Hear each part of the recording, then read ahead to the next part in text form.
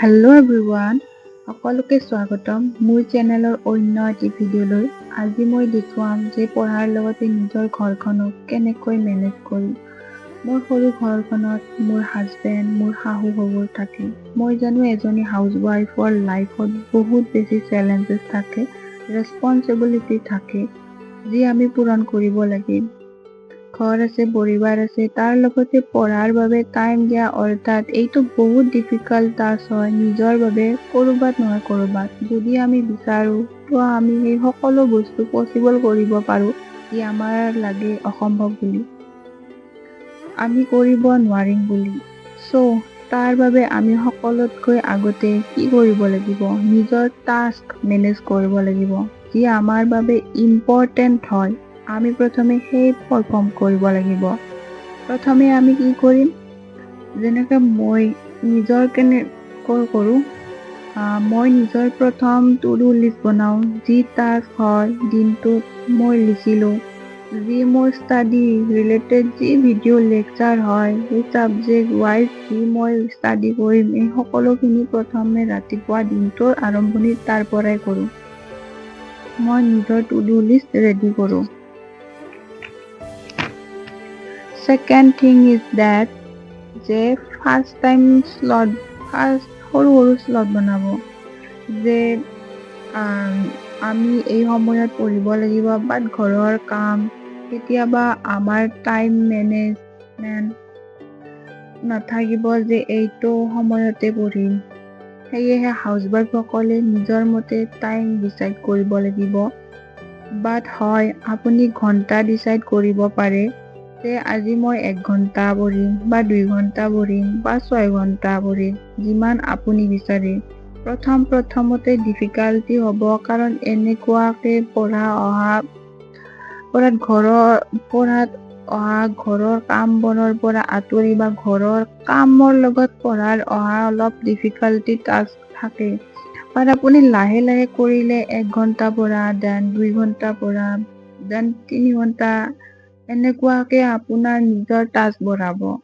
যেনেকৈ আপোনালোকে দেখিলে মই ৰাতিপুৱা 4:45 মানত সাৰ পাইছিলোঁ, দেন 5টা বজাৰ পৰা 6টা বজালৈ এটা শ্লট আৰম্ভ কৰিছিলোঁ 1 ঘণ্টা। দেন তাৰপিছত 6 বাজিলে আৰু 6টা বজাত মই ঘৰৰ যিবোৰ কাম থাকে, ঘৰ সাৰা, ঘৰ মোচা, ভাত ৰন্ধা, সকলোকে নাস্তা দিয়া, নিজে খোৱা, সেই সকলোখিনি কৰি মেলি আজৰি হৈছিলোঁ।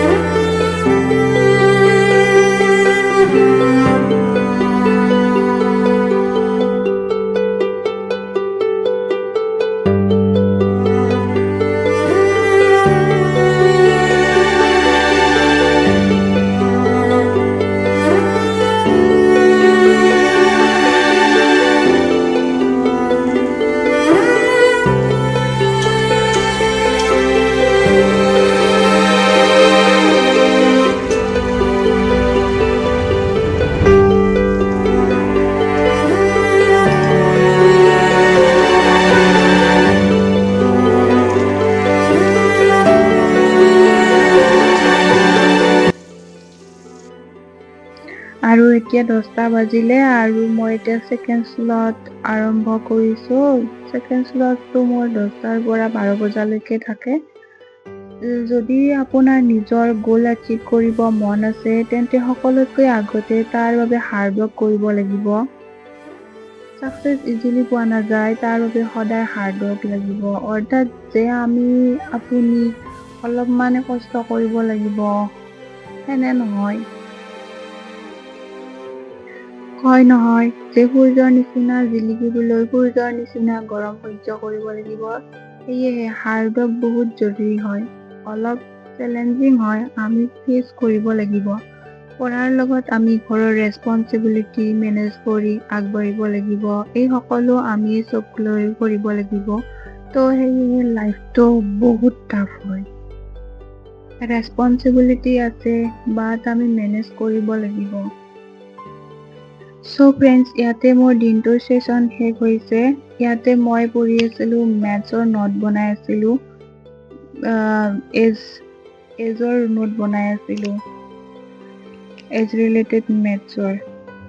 তাৰপিছত মই লাঞ্চ সেইবোৰ বনাবলৈ গ'লোঁ। এনেকৈ মই সৰু সৰু টাস্কবোৰ মেনেজ কৰি নিজৰ দিনটো পুৰা মেনেজ কৰিবলৈ চেষ্টা কৰোঁ। আৰু ইজিলি মই সকলো টাস্ক যি থাকে নিজৰ ঘৰত মোৰ ষ্টাডি ৰিলেটেড মই ইজিলি কমপ্লিট কৰিব পাৰোঁ। এতিয়ালৈকে মোৰ ষ্টাডি যি আছে ৰাতিপুৱা চেচনটো গ'ল ৰাতিপুৱা আৰু এতিয়া মেথ চাবলৈ ধৰিছোঁ, কমপ্লিট কৰিলোঁ। তাৰপিছত খানা চানা খালোঁ, বাচন বৰ্তন ধুলোঁ, মাজি অলপ ৰেষ্ট কৰিলোঁ 1 ঘণ্টামান।